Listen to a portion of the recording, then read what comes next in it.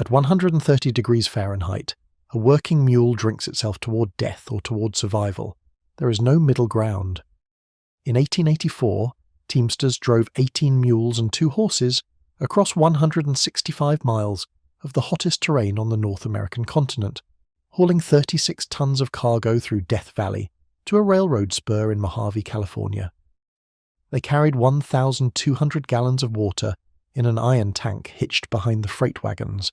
That sounds like an enormous amount of water. It wasn't. Do the math: 20 animals, 10 days of travel, summer temperatures that regularly exceeded 120 degrees. A working mule in extreme heat requires roughly 15 gallons of water per day just to survive. Multiply that by 18 mules and 2 horses over 10 days of hauling nearly 40 tons of cargo. The numbers don't add up. The margin between reaching Mojave and dying in the desert came down to arithmetic. Brutal, unforgiving arithmetic that drivers calculated in their heads, mile by mile, hour by hour. And here's what most people have never considered about this famous image of the American West. That water in the tank wasn't for the men, it was for the animals. The teamster and his assistant had small barrels mounted separately on the freight wagons, perhaps 20 gallons between them for 10 days. Their survival depended entirely on the animals surviving first.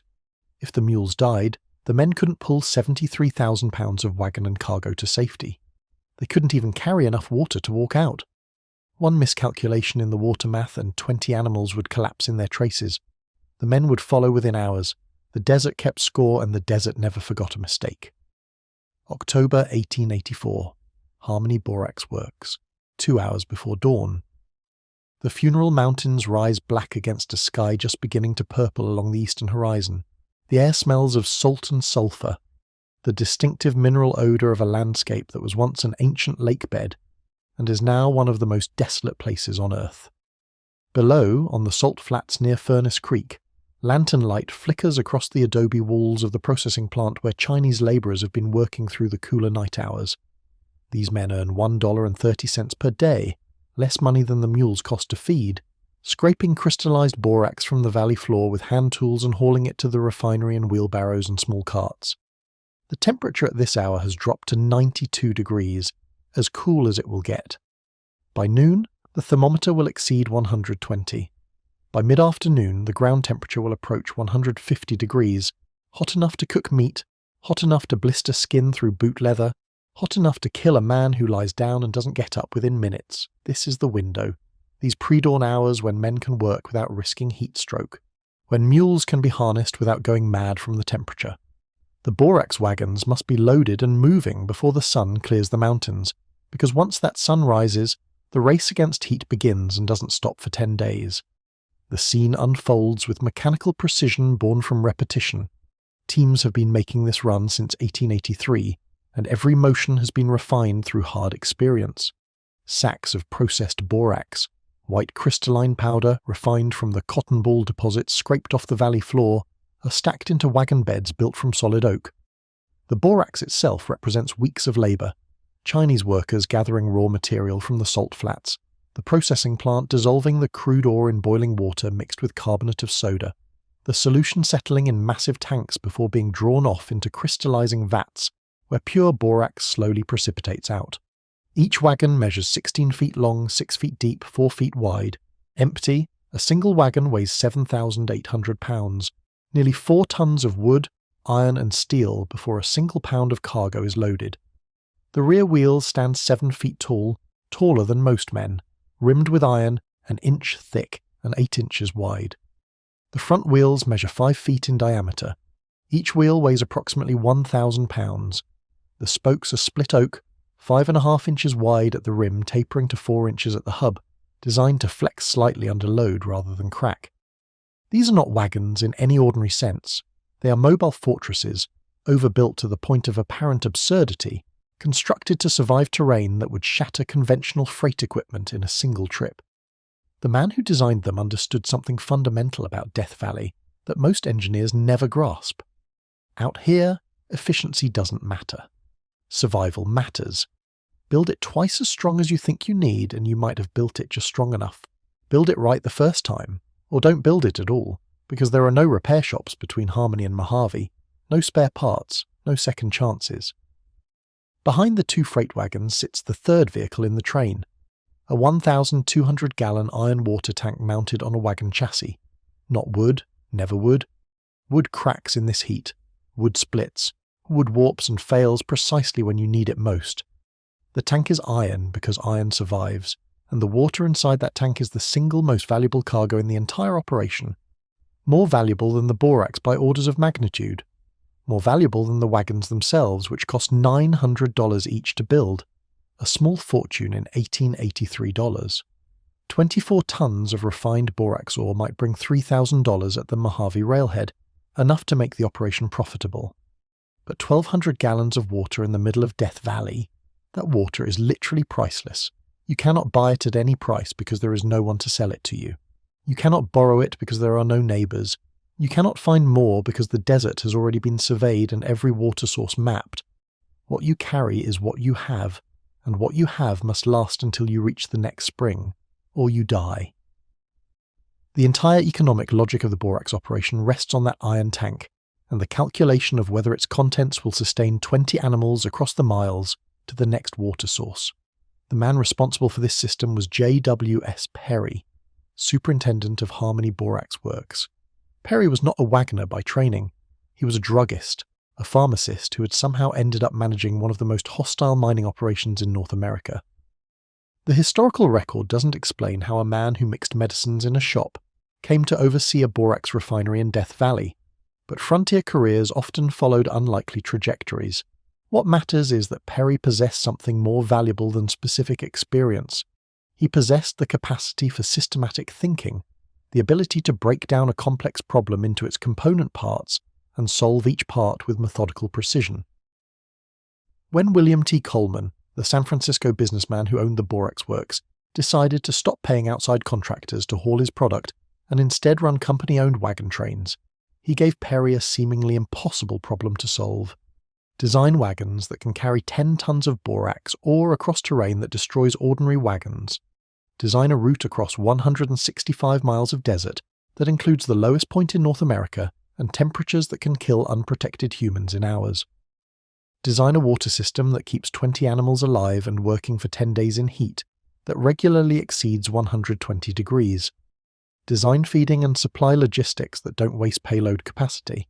Design it all to work flawlessly, because a single failure means lost cargo at best and dead men and animals at worst. And do not fail, because Coleman's entire borax enterprise depends on getting product to market at competitive prices. Perry's response was to over-engineer everything by such extreme margins that failure became nearly impossible. The wagon axles were not wood. Wood would have splintered under the loads and stress. They were solid steel bars, 3¼ inches square on the front wagons, 3½ inches on the rear. The spokes were split oak, 5½ inches wide, tapering to 4 inches at the hub, attached with joints designed to absorb shock rather than transmit it. Every component was built to handle loads far exceeding what the wagons would actually carry, a safety factor that modern engineers would consider excessive, but that Perry knew the desert demanded. The cost, $900 per wagon, assembled in Mojave by a builder named J.T. Delameter. The result? In 6 years of continuous operation across the most hostile terrain in North America, not a single wagon broke down in transit. Not one. 0 failures in hundreds of trips. That statistic alone justifies every dollar of over-engineering. But Perry's real genius showed in his route planning and water logistics, the intellectual work that made the physical engineering meaningful. He surveyed the 165-mile corridor himself, mapping every spring, every seep, every underground water source with the precision of a military reconnaissance.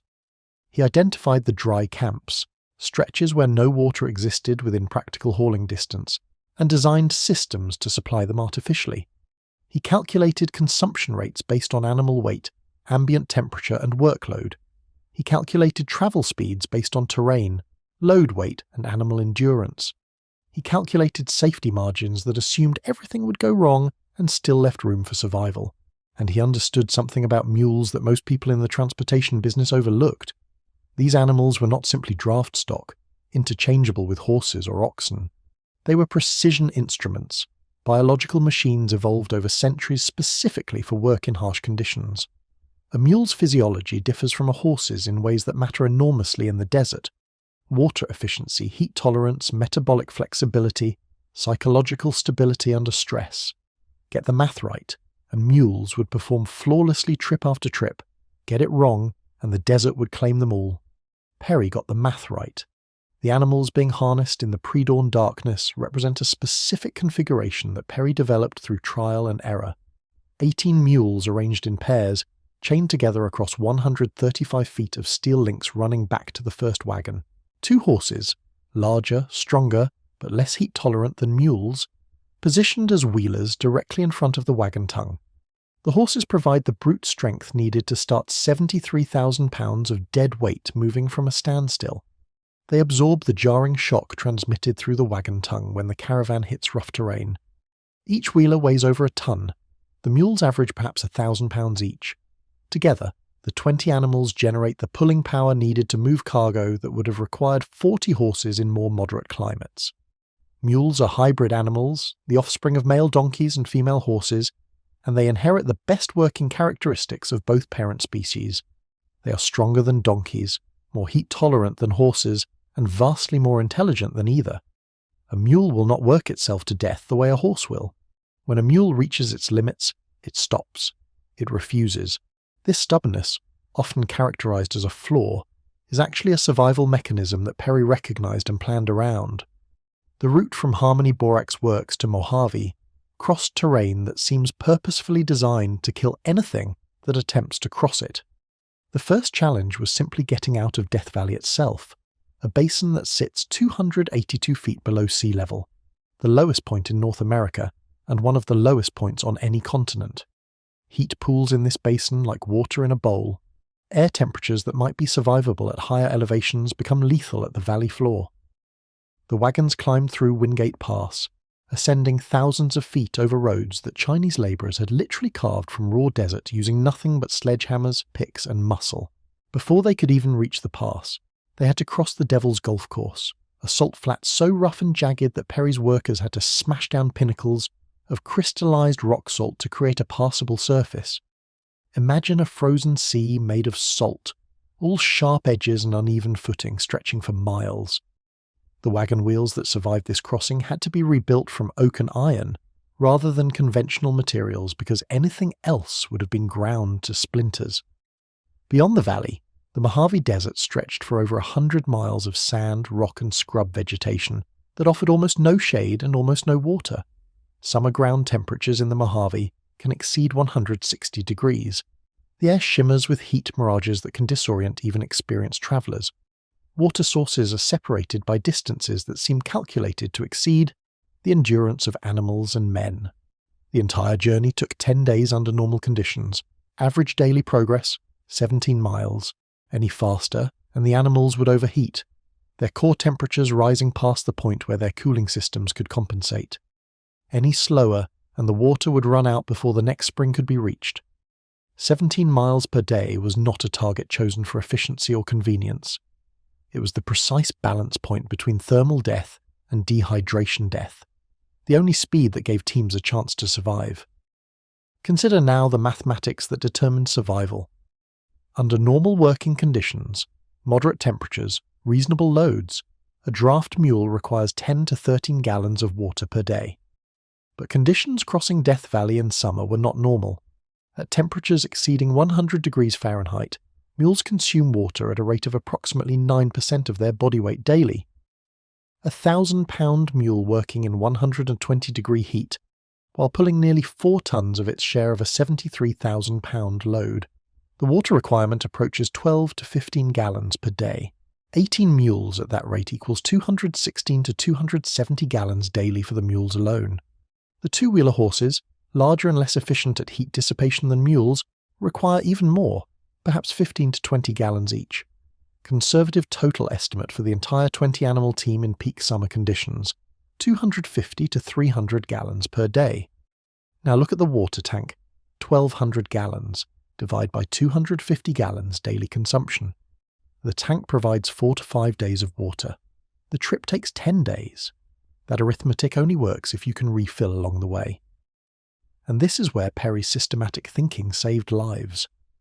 The route included way stations, small outposts built by the borax company at roughly 17-mile intervals, corresponding to one day's travel. Each station featured wooden cabins for the teamster and swamper, corrals for the animals, and feed boxes stocked with hay and grain. More importantly, each station near a water source featured storage tanks and troughs. When a team arrived, the animals could drink their fill from station supplies, while the iron tank was topped off from local springs or wells. The system required precise coordination.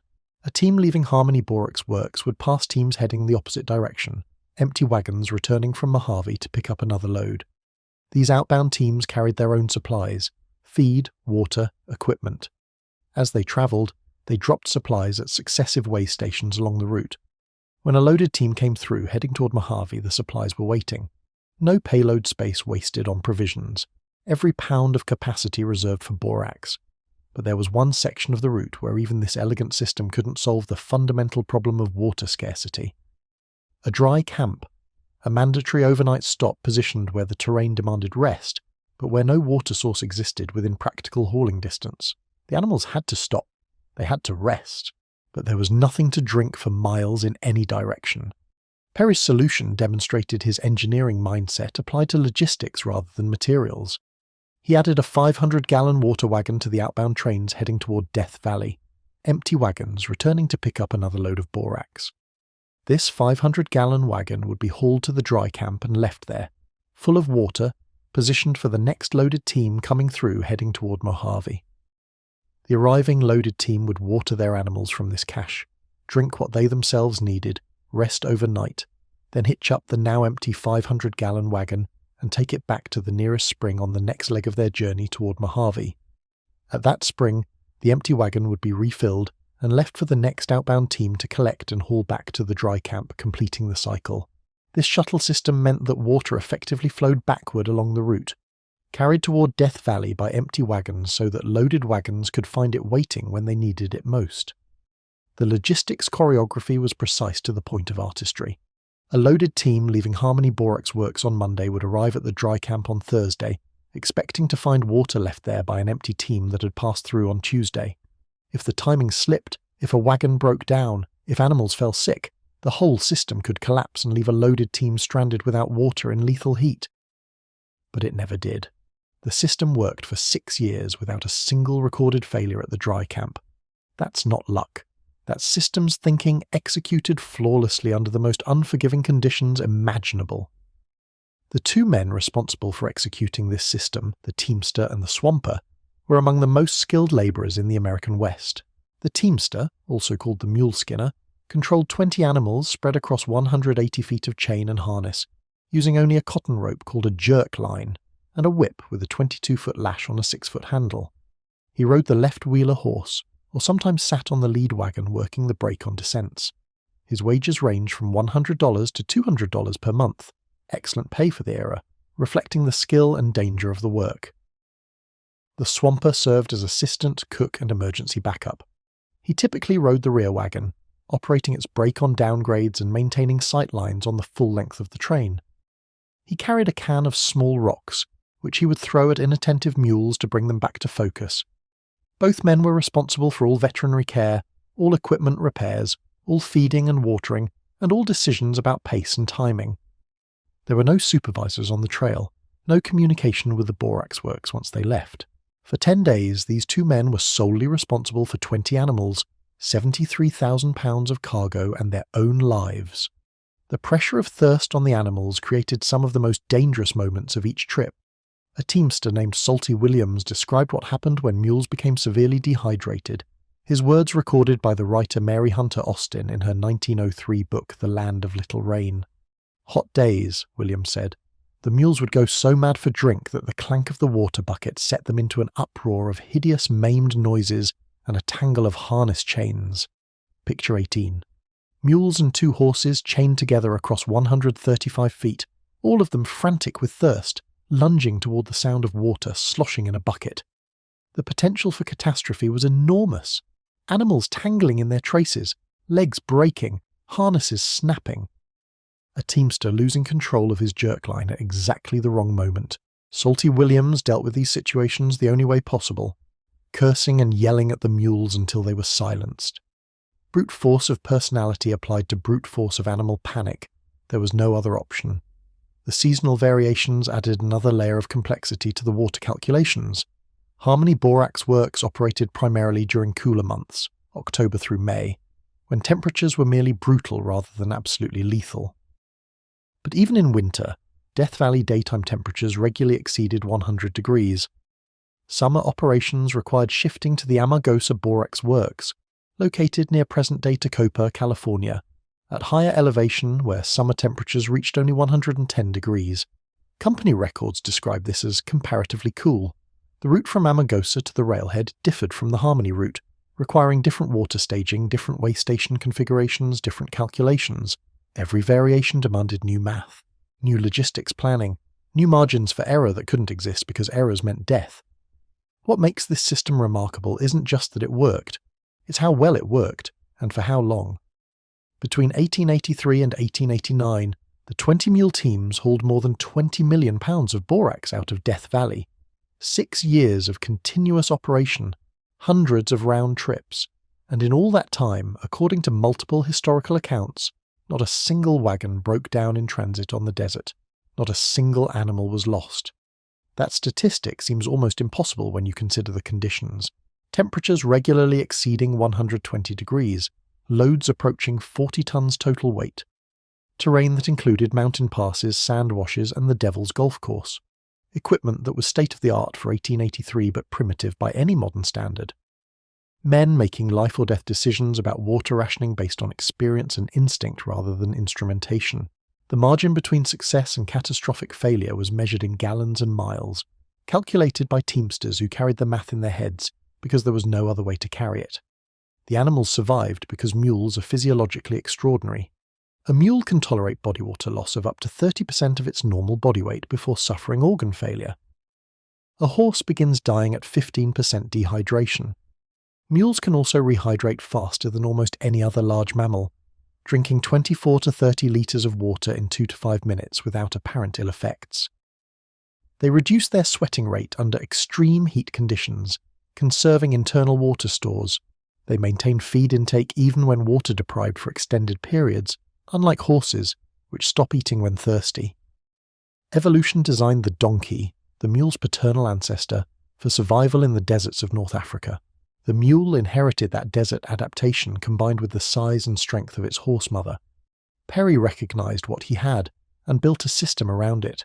He wasn't fighting the environment, he was leveraging biology that had been refined over millions of years.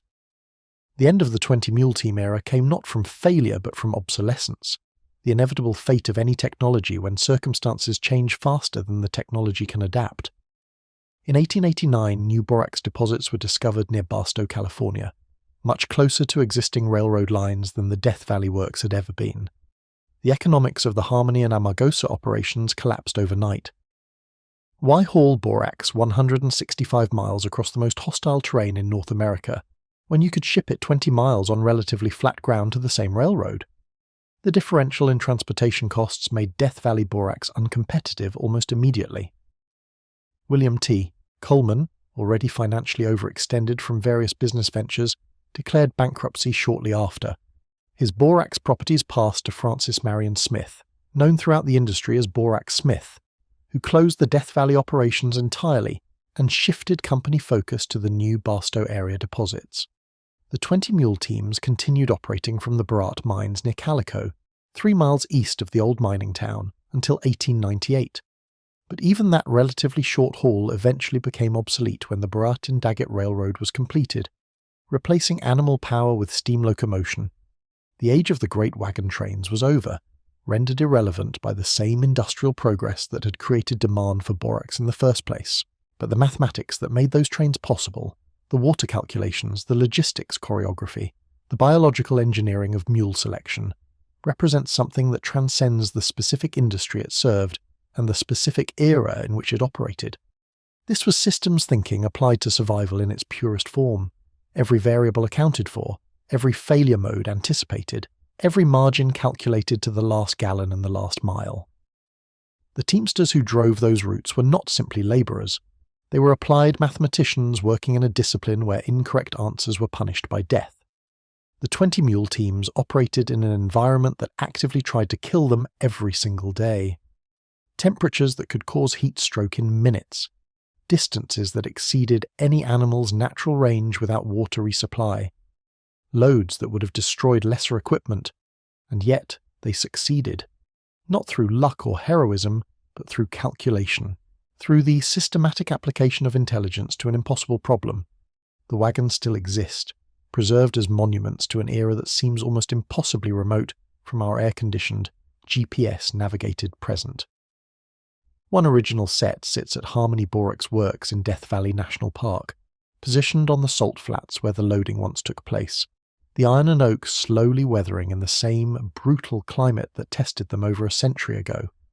Another set is displayed at Furnace Creek, where visitors can walk around the massive wheels and peer into the cargo beds, and try to imagine what it felt like to climb aboard these machines and head into the desert with nothing but calculations and animal endurance standing between survival and a slow death from heat and thirst.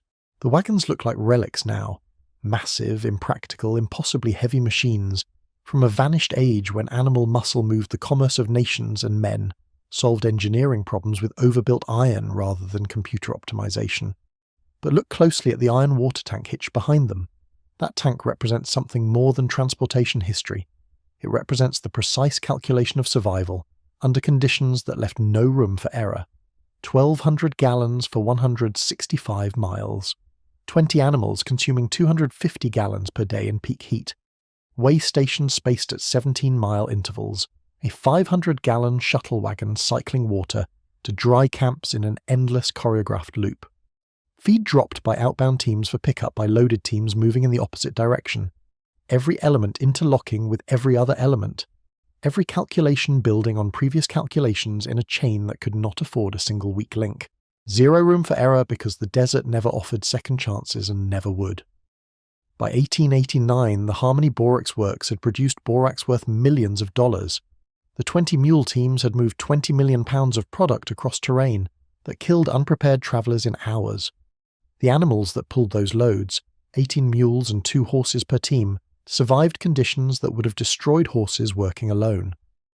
And the men who drove them, earning $100 to $200 per month to solve water problems in their heads, while temperatures exceeded 120 degrees, represent a kind of expertise that no longer exists. We have trucks now, air conditioning, GPS navigation, satellite phones. The idea of hauling 40 tons of cargo across 165 miles of desert using animal power and iron water tanks seems almost medieval. But the math hasn't changed. Water still weighs 8 pounds per gallon. Animals still consume predictable amounts based on temperature and workload. Distance still equals time, and time still equals consumption. The 20 mule teams solved equations that remain valid today. They just solved them without calculators, without margin for error, and without any option except getting it exactly right. The Borax brand still carries the 20 mule team image today, instantly recognizable on laundry products sold in supermarkets across America more than 130 years after the last working team made its final run. Most people see that image and think of the Old West. Cowboys, frontier grit, the romance of a vanished era when men were tougher and life was simpler. The image has become a kind of shorthand for American determination, reproduced on everything from soapboxes to television commercials to commemorative postage stamps.